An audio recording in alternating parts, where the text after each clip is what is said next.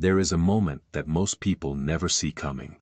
Not the empath themselves, not the people around them, not even the ones who have known them for decades, who have relied on them, leaned on them, returned to them repeatedly in the full unconscious confidence that they would always be there. Nobody sees it coming, because everything that precedes it looks, from the outside, exactly like it always has. The empath is still present, still responsive, still absorbing, processing, holding, managing the emotional weight of the room, with the quiet competence they have spent a lifetime developing. And then something shifts. Not loudly, not with an announcement or a confrontation, or the dramatic rupture that the situation, in retrospect, clearly warranted. Simply, a silence descends inside them. A stillness that is not peace exactly, but something more final than peace, a settling, like a decision that has been forming for years finally completing itself without fanfare.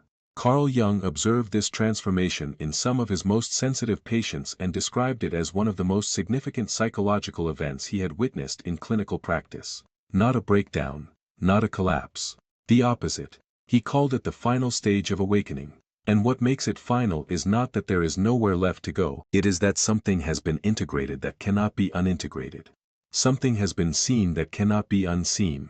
And the person who emerges from this moment is recognizably the same human being who entered it. But they are no longer available in the way they once were. And that unavailability, quiet, total, completely without apology, changes every dynamic they inhabit. This video is about what leads to that moment. What happens inside it, and what becomes possible on the other side of it. Because Jung believed this was not a tragedy. He believed it was the completion of something that had been interrupted a very long time ago. To understand what brings the empath to this point, you have to understand what being an empath actually means at the psychological level. Not the cultural version, the soft, spiritual framing that presents heightened sensitivity as a gift to be celebrated. The precise, clinical version that Jung was working with when he documented these patterns across decades of practice. What Jung observed in his most sensitive patients was a nervous system that functioned, essentially, as an open receiver. When most people experience the emotional atmosphere of an environment from a degree of separation, registering it, responding to it, but maintaining a permeable boundary between their own inner state and the states of those around them. The empath experiences something different. The boundary is thin, sometimes effectively absent. They walk into a room, and the room's psychological weather becomes their psychological weather. The unspoken tension between two people in a family dinner registers in their body before a word has been said. The suppressed anger of a colleague lands in their chest as physical weight. The grief someone is managing behind a composed exterior arrives in them as their own grief, indistinguishable from what they have always known as their inner life. This is not imagination. It is not a metaphor for being emotionally intelligent. It is a genuine perceptual difference in how the nervous system processes interpersonal information, and for most empaths, it began in childhood. Not as a natural developmental unfolding, as an adaptation, because in environments where emotional attunement was necessary for safety, where reading the room accurately meant anticipating a parent's anger, or managing a caregiver's fragility, or keeping the peace in a system that could not hold its own tension. The capacity for deep emotional sensitivity was not a gift, it was a survival mechanism. The child who could feel what was coming before it arrived had more time to prepare. The child who could manage other people's emotional states before those states became dangerous bought themselves a degree of protection. And the child who made themselves indispensable through their sensitivity, through their uncanny ability to understand, soothe, absorb, and transmute the emotional difficulty of the people around them, secured a form of belonging that might otherwise have been conditional. The sensitivity was real. But it was also trained. Reinforced by every moment, the careful reading of the room produced safety. Deepened by every experience of what happened when the room was misread. And gradually, over the years of childhood and into adolescence and adulthood, it became so thoroughly woven into the empath's sense of self that they could no longer distinguish between what they genuinely felt and what they were absorbing from others. Their inner life had become, in significant part, a reflection of everyone else's. Jung noticed something about the empaths he worked with that their social circles almost never recognized. Despite the exhaustion, despite the continuous depletion that came from functioning as the emotional center of every system they inhabited, the empath did not complain. Not genuinely. Not in a way that carried the full weight of what they were actually experiencing. They minimized. They rationalized. They converted their own suffering into evidence of their capacity for care. I am just tired. I care too much. This is who I am. And they believed it. Because the alternative, acknowledging the full extent of what the role was costing them, would have required something the empath was not yet psychologically prepared for. The recognition that a significant part of what they called love was something else entirely. Something closer to a system. A deeply conditioned arrangement in which their sensitivity was the resource, and the people around them were, consciously or not, the beneficiaries of that resource. And that the arrangement was not reciprocal, had never been reciprocal, was structured, in fact, in a way that made genuine reciprocity almost impossible. Because the empath was so thoroughly oriented toward others' experience that there was rarely space for their own to be acknowledged. Because the role of absorber and manager and holder and fixer left very little room for the simple human experience of being held occasionally in return. Because the people who benefited most from the empath's availability were, almost by definition, the people least equipped to recognize what that availability was costing. Jung identified what was accumulating beneath the surface of this arrangement, not simply exhaustion. Something more precise and more volatile than exhaustion. Resentment. Not the conscious, expressible resentment of someone who knows they are being treated unfairly and says so. The unconscious kind. The resentment that has no outlet because the empath's entire identity is organized around care and selflessness and the suppression of anything that might disturb the people they are managing. The resentment that cannot be felt directly because feeling it directly would threaten the empath's sense of who they are, and so it accumulates. Silently. Invisibly. Beneath the continued performance of endless availability, building pressure in a sealed container that has no release valve. Until something creates one. The catalyst, in Jung's clinical observations, was almost always the same. Not gradual fatigue reaching a breaking point, not the slow accumulation of small disappointments finally reaching an intolerable weight. Betrayal. Specific, undeniable, impossible to rationalize away, from someone the empath had not only cared for but actively protected, had defended when others questioned them, had made excuses for when the evidence suggested something darker, had chosen, repeatedly and consciously, to believe in despite the signals that their intuition had been sending for months or years. The nature of the betrayal varied across the cases Jung documented, but the structure was consistent. The empath discovered that someone they had given everything to, their time, their energy, their loyalty, their willingness to absorb dysfunction rather than name it, had been relating to them in a way that bore very little resemblance to how the empath had been relating to them. And in the moment of that discovery, two things happened simultaneously. The first was the recognition of the betrayal itself. The second, and this was the one Jung found more psychologically significant, was the recognition that the empath had known. Not consciously, not in a way they could have articulated or acted on. But known, their intuition had been registering the truth for a long time. The subtle inconsistencies. The moments when something felt wrong beneath the surface of what appeared fine. The recurring sense that what they were being shown and what was actually happening were not the same thing. And they had silenced it. Every time the intuition surfaced, the empath had made a choice, not always conscious, but a choice nonetheless, to override it. To explain it away. To give the benefit of the doubt. To choose the story of who this person could be over the evidence of who they were actually being. The self-betrayal cut deeper than the external betrayal, because it meant that on some level, the empath had participated in their own exploitation, not through weakness, through the very mechanism that made them an empath in the first place. The desperate, deeply conditioned need to see the best in people, to project onto them the goodness they were capable of sensing, somewhere, beneath everything that contradicted it. To love the potential rather than the reality. Jung called this the withdrawal of projections. The empath had been projecting, had been seeing not who people were, but who the empath needed them to be in order to maintain the story that made the sacrifice feel meaningful. And when the projection finally collapsed, when reality broke through in a form too undeniable to rationalize, what fell away was not just the illusion about that specific person. It was the entire architecture of projected goodness that the empath's emotional world had been built on. What happened next was what Jung found most remarkable, and most misunderstood by the people who witnessed it. The empath did not fall apart, they did not erupt in the anger that the situation objectively warranted, they did not enter the extended grieving period that the people around them expected, perhaps even prepared for. Instead, something that looked from the outside like calm descended, a stillness, an unusual, almost unsettling quality of quiet that settled into the empath's eyes and voice, and the way they moved through their days. As though something had been resolved, not healed, that would come later, slowly, imperfectly. But resolved, a decision finalized without drama.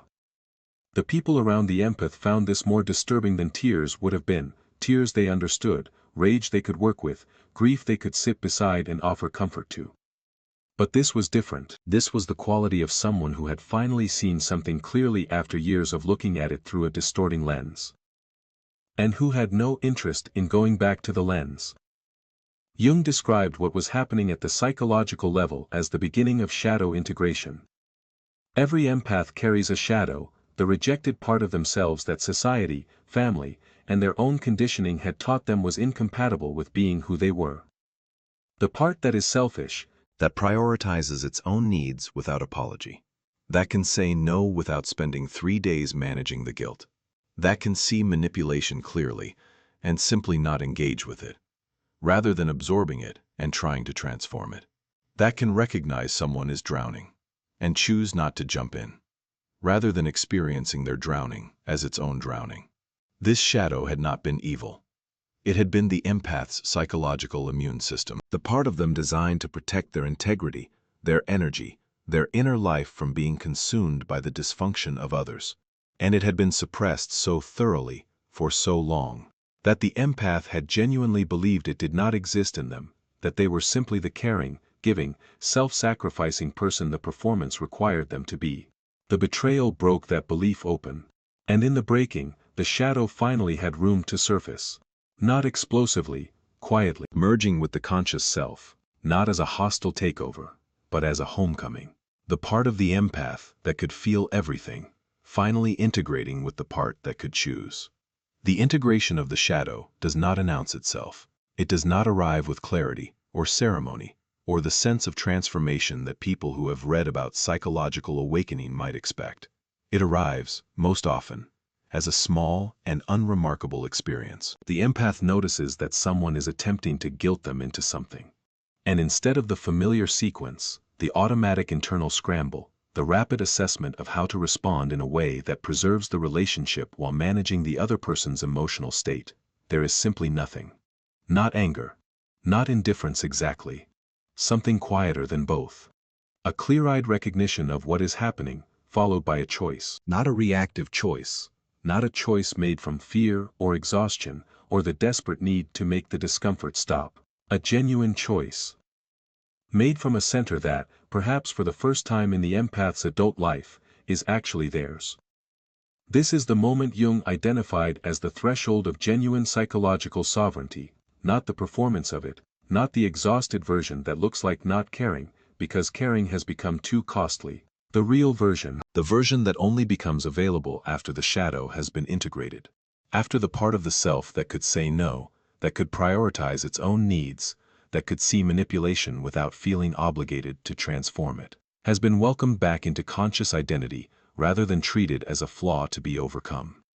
To understand what changes in the empath's relationships after this integration, you have to understand what the relationships were actually built on before it. Because what most empaths discover, when the projection collapses and the shadow integrates and they begin to see their social world with genuine clarity for the first time, is that many of their relationships were not built on what they thought they were built on. They were not built on mutual recognition, not on genuine affinity between two people who saw each other clearly and chose each other anyway.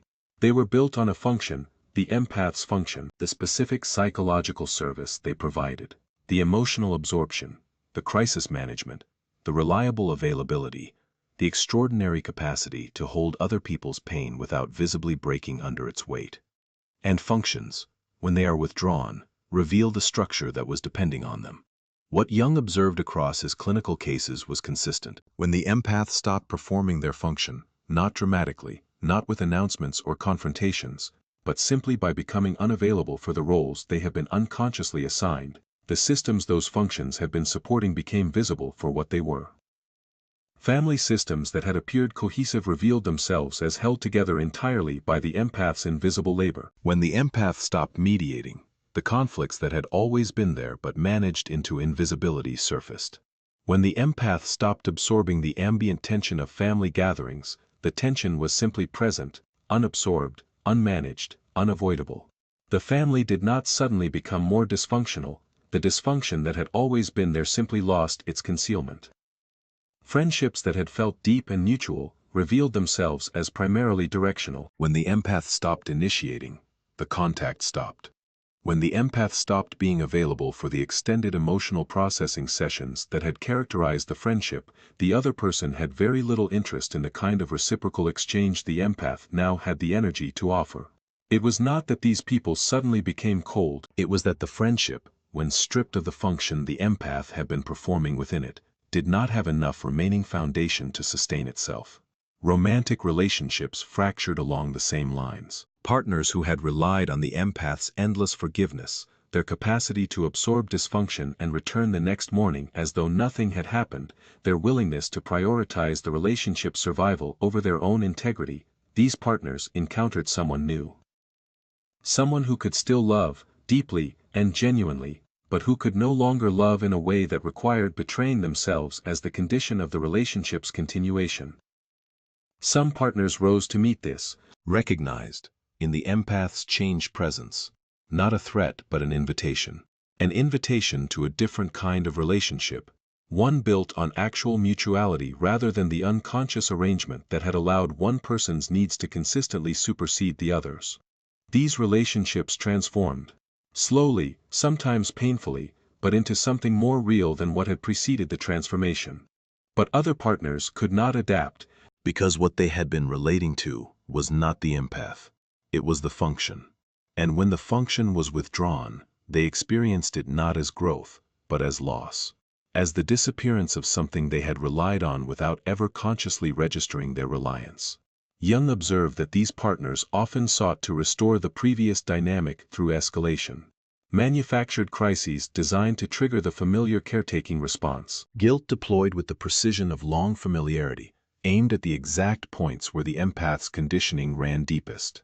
Accusations of selfishness, coldness, of having changed in ways that were framed as deterioration rather than development. And the awakened empath watched all of this. With the detached curiosity Jung described, the quality of a person who could see the mechanism operating without being moved by it. Not because they had stopped feeling, because they had integrated the part of themselves that could feel without being controlled by what they felt. The attempts landed. But they did not take root. There is something specific about the quality of indifference that the awakened empath develops that requires careful description, because it is frequently misread. By the people around the empath, who experience it as coldness. By the empath themselves, in the early stages, who sometimes fear they have lost something essential about who they are. But what has actually occurred is not the loss of feeling, it is the decoupling of feeling from obligation. Before the integration, the empath's sensitivity operated as an automatic converter of perception into responsibility. They felt someone's pain, and that feeling immediately generated an obligation to do something about it. They sensed someone's need, and the sensing immediately produced the compulsion to meet it. They absorbed someone's emotional state, and the absorption immediately created the project of managing that state back towards something more comfortable. The sensitivity and the obligation were fused. Inseparable, the feeling was the obligation. After the integration, they separate.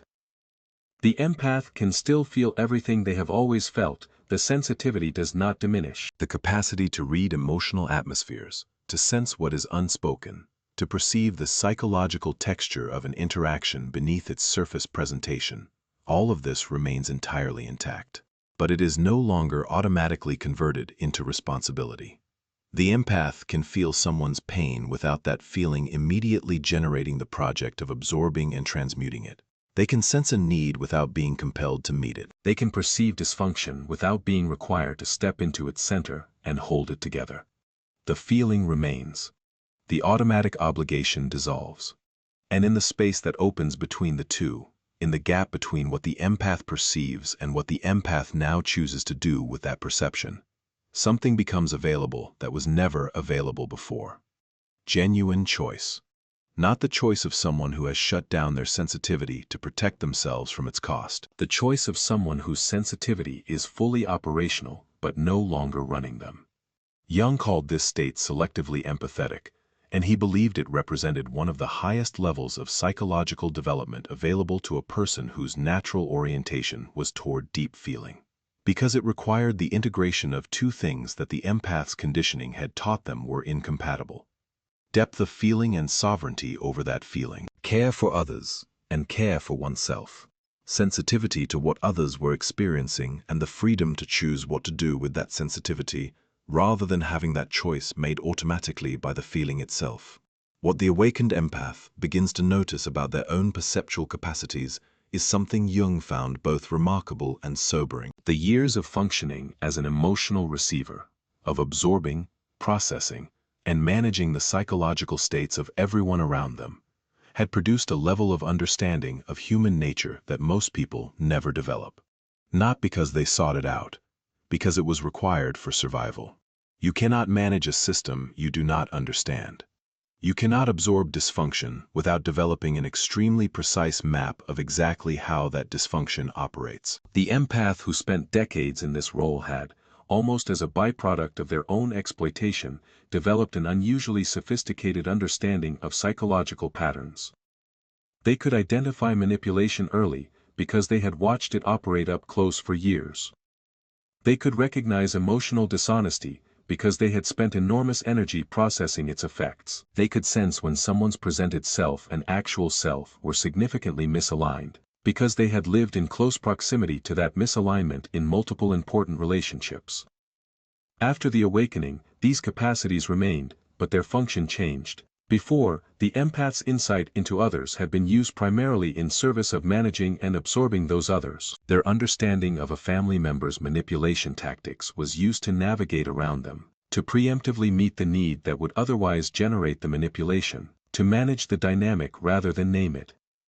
After, the same insight served a completely different purpose: protection, not defensive, armored, anxious protection. The quiet, efficient protection of a person who can see what is operating in an interaction clearly enough to make a genuine choice about whether to engage with it.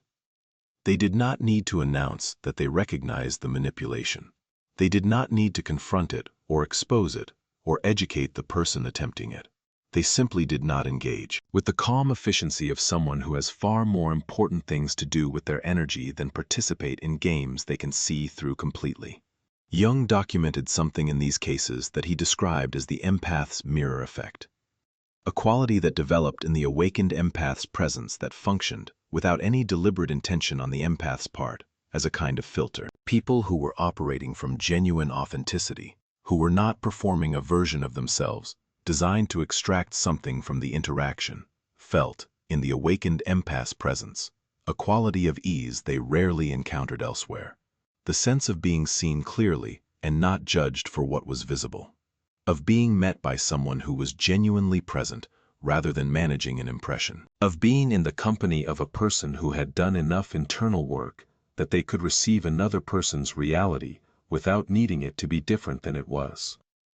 But people operating from inauthenticity, from the performance of a self constructed to secure something, or the manipulation of an interaction toward a predetermined outcome, or the management of someone else's perception toward an image that required maintenance, found something very different in the same presence: discomfort, a vague but persistent sense of exposure. The unsettling feeling of being seen at a level they had not consented to being seen at. And most moved away from this discomfort, not dramatically, simply by discovering, over the course of one or two interactions, that this person did not respond to the usual approaches, did not provide the validations, the reassurances, the particular quality of available attention that made certain interactions feel productive, and gradually gravitating elsewhere, toward environments that felt more manageable. The empath did not have to actively manage their social world. Their integrated presence did it naturally. There is something that happens to the empath's relationship with their own inner life after this integration that is worth describing carefully. Because for most empaths, prior to the awakening, their inner life had been primarily organized around others. Their thoughts were largely about managing relationships, anticipating needs, processing conflicts, planning approaches, reviewing what had been said and what should have been said instead. Their feelings were largely borrowed, absorbed from the emotional atmospheres they had been inhabiting and not fully distinguishable from what was genuinely arising from within. Their energy was largely directed outward, poured toward the maintenance of relationships, systems, and dynamics that depended on their continuous investment. After the integration, something remarkable becomes possible. The empath begins, perhaps for the first time in their adult life, to have an inner life that is primarily their own. Thoughts that are not organized around managing others, feelings that arise from their own experience rather than from absorption of others' states. Energy that is directed, consciously and selectively, rather than distributed automatically to whoever reaches for it. This inner life is quieter than what preceded it. Less populated, less busy, but it has a quality the previous version never did. It is real. It is theirs.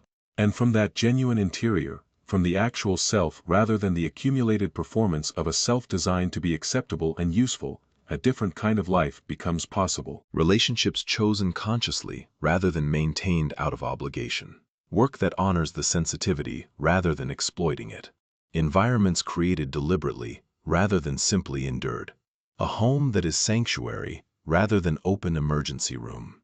Time that is genuinely theirs rather than infinitely available to whoever needs it. Jung believed that what the empath discovered in this final stage was not, at its core, something new. It was something recovered. The recognition of a truth that had been present from the very beginning but buried so thoroughly under layers of conditioning, adaptation, and learned self-abandonment that it had become effectively inaccessible. The truth that their sensitivity was not a debt, not an obligation, not a service they owed to anyone who recognized and reached for it. It was theirs, a capacity that belonged to them, that arose from within them, that they could direct with the same intentionality they now brought to everything else. The empath who stops caring has not stopped caring. They have stopped distributing care as though it were an infinite resource that existed primarily for others' benefit. They have stopped treating their own inner life as the least important thing in every room they enter. They have stopped participating in systems built on the premise that their sensitivity obligated them to absorb whatever dysfunction those systems produced. What they have started doing is something far simpler and far more difficult. Caring for themselves with the same quality of attention they once gave away without limit.